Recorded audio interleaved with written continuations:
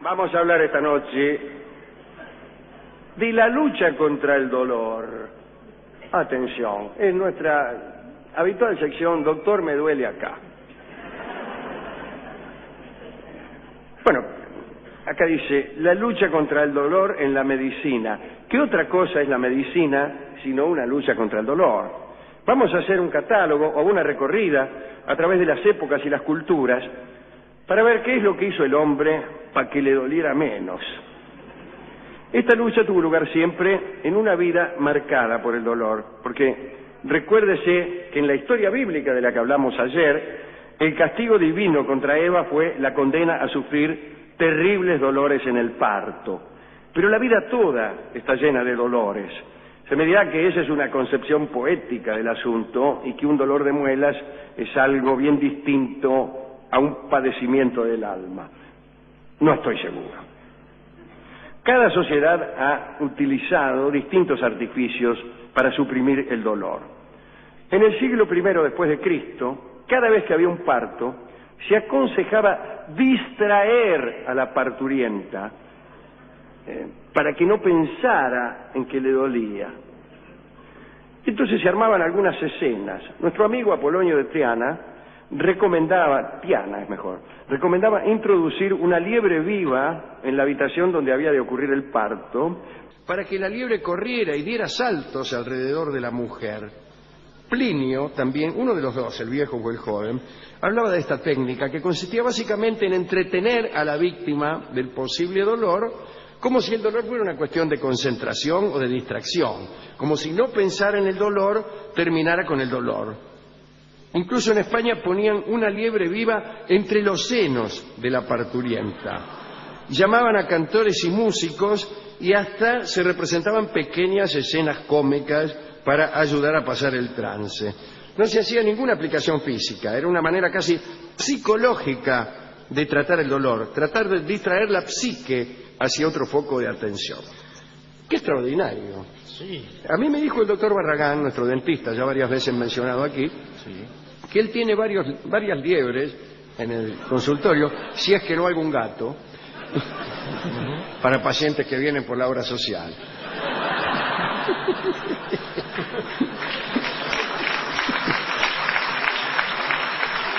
Y cuando te empieza a sacar la muela, suelta la liebre. Y entonces el paciente dice, uy, mira, una liebre. ¡Oh! Pero le va a llamar más la atención la liebre, dice usted. Pero imagínese, señor, usted está acostado. Por sacarle una muela, viene una liebre, se distrae. Claro. Sí, no O sea, el dolor es previsible. En cambio, la liebre es imprevisible, al menos en el consultorio de un dentista. Sí, ¿no? sí. De todas maneras, creo que le debe doler. Esto no me lo dice el doctor Barragán. Allí termina su informe. Mucho más tarde, San Alberto Magno pensó para aquellos dolores, los de parto, ¿no?, una receta bastante pintoresca. Se debían tomar partes iguales de caracoles rojos y de romero. ¿Qué tal, Romero? Levante la mano la persona de apellido Romero. Ahí Hay uno, está. mire. Fíjese siempre, lo cual prueba que hay muchísima gente. Claro. Bien. La mitad de caracoles rojos, la mitad de romero. Y luego desmenuzarlos, lo lamento, Romero. Después había que dejarlos en una caja de plomo cerrada, rodeada de estiércol de caballo, y durante el parto se disponía toda esta pasta en el cuerpo de la mujer. Por favor. Caracoles rojos, romero y bosta.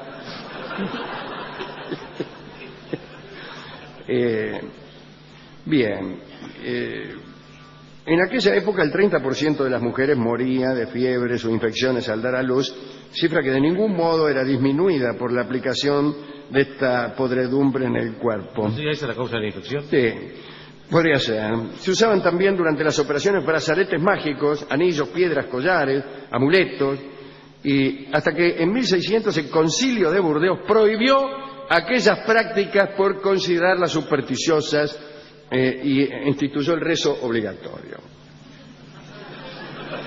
Hablemos de las sustancias usadas. Ya los chinos, los hindúes, los sumerios, los egipcios conocían las virtudes de la mandrágora, del opio, del belenio, que se utilizaron inclusive en Europa para adormecer al paciente antes de una operación. Pero también se recurría a las sangrías, te sacaban sangre, entonces te agotabas y quedabas en condiciones de ni siquiera sentir dolor, estabas tan muerto que ni dolor sentías. Bueno, pero ¿cuál era el asunto? Al tipo que operaba le interesaba que el paciente no se le moviera o no se le escapara, como ocurría. Cuando vos operás, disculpame, te lo digo como médico, ¿no? Sí. Cuando vos operás a una persona, pongamos por caso de la apéndice. Del apéndice.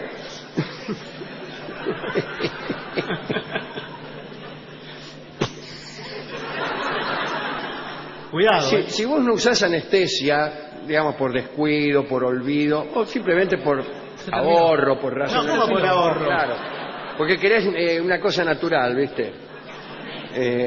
El tipo empieza a los gritos, empieza a moverse y se sacude, y vos cómo agarrás el apéndice. Por ahí le apuntás al cura y le pegás al campanario y le terminás arrancando cualquier otro órgano al tipo. Pero ahí le dice, no te movas que es peor.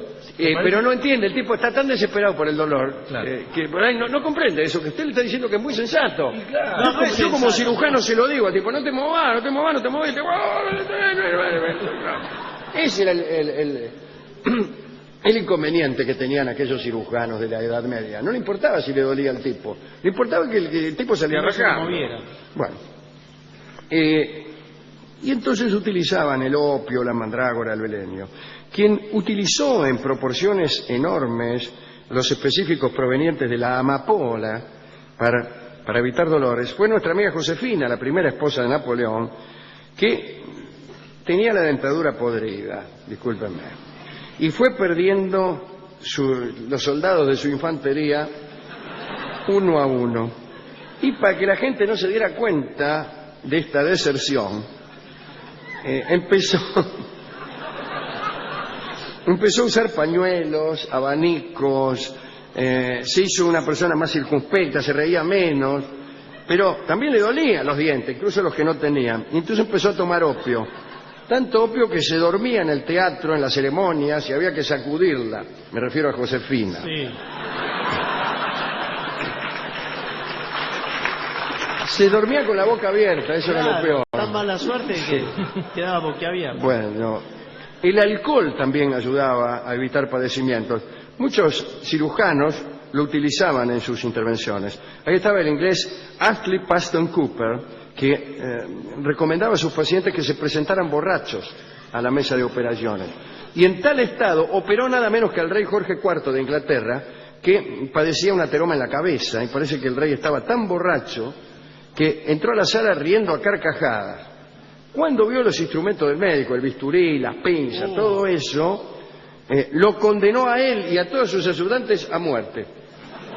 Los condenó a todos a muerte. Después se desmayó. Más tarde, después de la operación, que fue muy exitosa, le dieron a Cooper el título de barón y le perdonaron, naturalmente, la sentencia a muerte. ¿Qué sentido tiene un varón si está muerto? Bueno.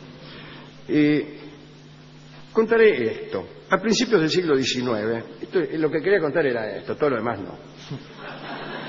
Había un dentista americano, Horace Wells, que empezó a estudiar algunos caminos diferentes para suprimir el dolor de sus pacientes.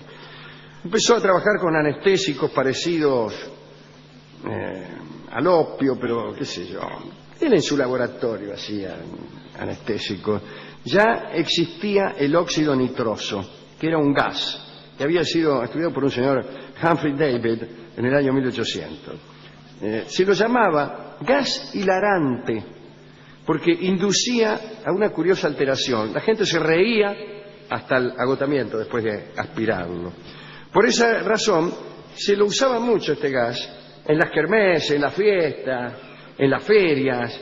Siempre en todos estos acontecimientos había alguna barraca donde el público, para divertirse nomás, inhalaba aquel gas o se divertía mirando lo que le pasaba a quienes lo inhalaban, ya que hacían toda clase de tonterías y se caían hasta caer redondos.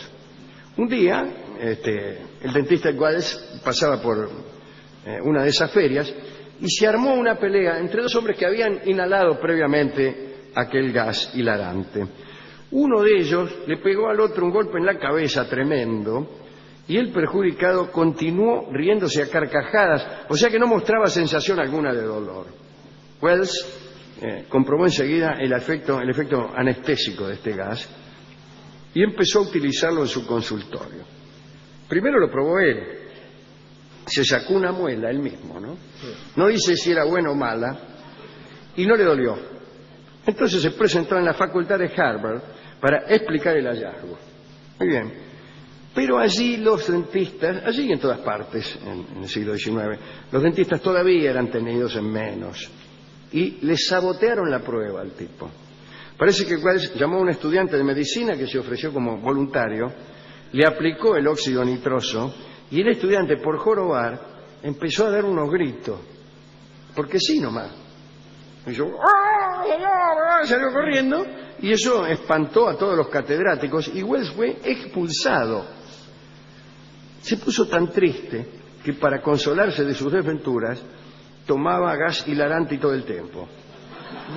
Dice, estoy tan triste. Se me estaba... Y andaba por las calles de New York hecho un zombie. Y en el año 1848, en una riña callejera en Broadway, Wells le tiró ácido, este mismo ácido, a unas prostitutas que estaban agrediendo a un mendigo que él quiso defender. Vino la cana, se lo llevaron preso. Y entre rejas, desesperado, escribió 2 cartas trágicas. Una, para pedirle perdón a su mujer por lo que se disponía a hacer. Y otra dirigida al país, para exponer que la causa de todos sus males era haber logrado vencer al dolor. Y a continuación inhaló óxido nitroso de un frasco que llevaba escondido, se tendió en el calabozo y se cortó la arteria femoral para desangrarse sin dolor. Tenía 33 años. Apareció entonces en escena James Young Simpson, un profesor de obstetricia de la Universidad de Edimburgo. Simpson era un estudiante genial que había obtenido su grado de cirujano a los 19 años, su grado de doctor en medicina a los 21, qué sé yo, pelaba las naranjas solo a los 12 años. Parece que le impresionaba a Simpson el sufrimiento ajeno y estuvo a punto de abandonar la carrera cuando lo llevaron a presenciar una operación, por los gritos que daban los pacientes, operaciones sin anestesia. Entonces, durante mucho tiempo estuvo haciendo experimentos sobre sí mismo con varias sustancias en busca de algo que pudiera producir insensibilidad. Se arriesgó mucho, no se murió de casualidad, hasta que en noviembre de 1847 descubrió el cloroformo. Había un químico francés, Dubois, que había estado trabajando en la síntesis del cloroformo. Cuando se enteró de los experimentos de Simpson, le mandó un frasco. Y Simpson lo probó de una manera curiosa. Parece que invitó a cenar a 2 colegas. Después del banquete decidieron hacer un ensayo ahí mismo, ¿no? Y llenaron de cloroformo sus vasos y empezaron a inhalar los vapores. Empezaron a hablar macana, les zumbaban los oídos, dejaron de coordinar, se desplomaron. Y ahí estaba la señora Simpson, desesperada, que entró y encontró a las 3 eminencias en el piso y sin conocimiento. Por suerte, no habían inhalado mucho cloroformo, porque de lo contrario hubiera sido una tragedia más que un descubrimiento, ¿no? Pero después que se recuperó, Simpson quedó encantado con los resultados y ahí se empezó a usar el cloroformo en los pacientes. Algunas de estas cosas que se tomaban en el siglo pasado eran peligrosas, como el opio. El que tomaba mucho opio, justamente a causa de sus múltiples dolores, era nada menos que don José de San Martín. Y sus enemigos aprovechaban esta costumbre, hija de los dolores que el general sentía, para sindicarlo como opiómano. Ciertamente él tenía unos padecimientos en el estómago, unas úlceras o algo por el estilo, que no cesaban y tomaba opio. Aquí fácil sería para un poeta aprendiz decir, ojalá que alguien inventara el cloroformo para los dolores del alma. Es propio de los poetas de 5 pesos. A lo mejor ya existe eso. O a lo mejor los dolores del alma hay que aguantárselos más que evitarlos. Si a usted le ocurrió alguna desgracia, ¿qué quiere? ¿Que no le duela? A lo mejor lo que habría que evitar son las desgracias y no el dolor que las desgracias ocasionan. Claro, porque para que no te duela un dolor espiritual, la única forma es que no te importe. No te duele lo que no te importa. Y hay cosas que uno quiere que le importen siempre. Entonces no hay más remedio que dejar que le duelan a uno. Bueno, yo ando desde hace mucho tiempo con un cuchillo oxidado clavado acá en el pecho. Digo para explicar, yo que soy un privilegiado, hay mucha gente que tiene dolores más terribles que los míos seguramente, pero digo cómo funciona esto del dolor del alma. El tipo anda con un cuchillo oxidado clavado acá, pero va a toda la fiesta. Con el cuchillo. Con el cuchillo, pero no se pierde una farra. Esa es la manera, me parece. Se lo estoy conjeturando ahora. El tipo que se anula a sí mismo y que deja de hacer bien a los demás porque tiene un cuchillo oxidado clavado en el pecho, tampoco me gusta mucho. No me gusta ni el que no le importa y no le duele, ni el que le duele tanto que se anula. Me gusta el que le duele y sale por acá por Verazategui con unos amigos, toca el timbre de las casas y sale rajando, y se van muriendo de risa y se miran entre ellos y sienten el calor de la camaradería, pero en el fondo de esa mirada de risa se están diciendo, y eso que tenemos un cuchillo oxidado en el pecho. Los amigos más divertidos que yo tengo, más divertidos y más queridos, aquellos con los que yo me río más, son los que vienen a la orgía con un cuchillo oxidado clavado en el pecho. Hemos sido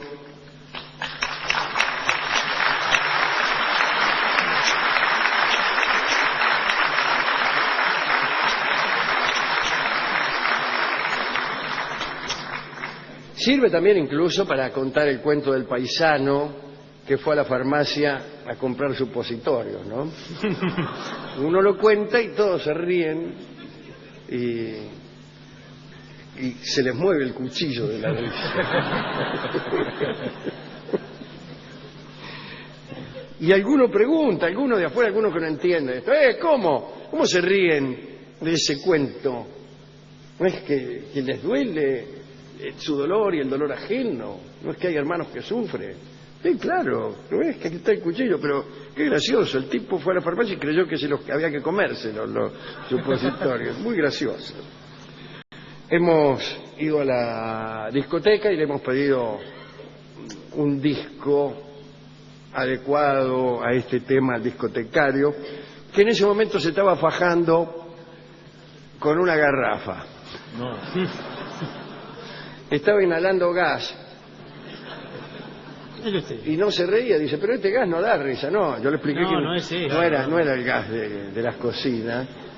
Entonces, rápidamente, entre risotadas y mientras se caía y se baboseaba un poco, incluso a veces sosteniéndose el cuchillo, me dio un tango que se llama Los Mareados, y que evidentemente ha sido compuesto para aquellos que se fajan con gas hilarante para olvidarse de un cuchillo que le clavaron en el pecho cuando tenía 20 años.